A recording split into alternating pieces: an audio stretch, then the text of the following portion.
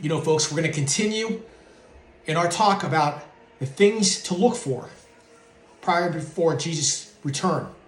We don't want to be caught up with, with people's opinions and all the other things. Folks, we want to go ahead and look at the Word of God and what the Word of God says. So we're going to continue in Matthew 24. That's where we were at our last video.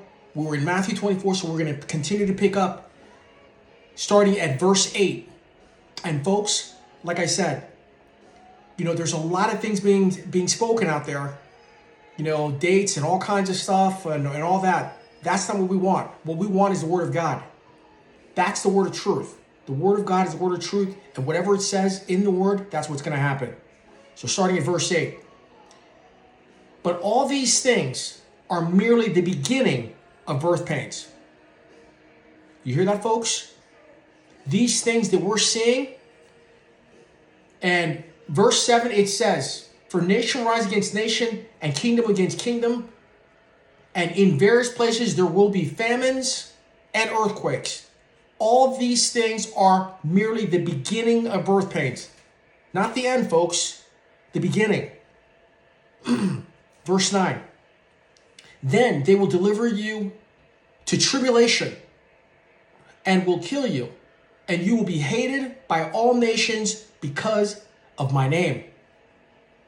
At that time, many will fall away and will betray one another and hate one another. Many false prophets will arise and will mislead many. Folks, these are the things the Lord is warning us about in these days. And we're seeing some of that starting to play itself out.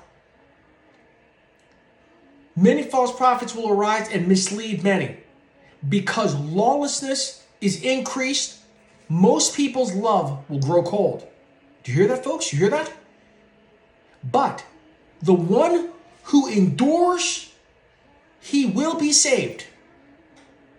Verse 14. This gospel of the kingdom shall be preached in the whole world as a testimony to all the nations, and then the end will come. Folks, that's how what we need to look for, as Jesus has said to his disciples when they were asking him what to look for when he returns. Let's keep our eyes and our focus and our attention upon what he says, and not, I'll call it the talk and the stuff that's going on out there that's contrary to what he says in the world.